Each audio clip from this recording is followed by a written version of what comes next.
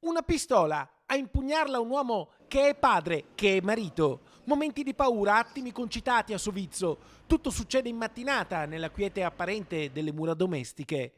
Sono le 7:30 quando un quarantenne minaccia la famiglia con una pistola. La moglie però non si fa scoraggiare.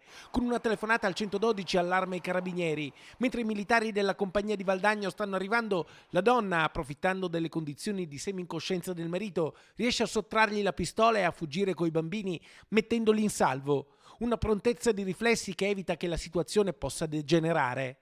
Quando l'uomo esce di casa per rincorrere i familiari, viene bloccato dai carabinieri. Non oppone resistenza.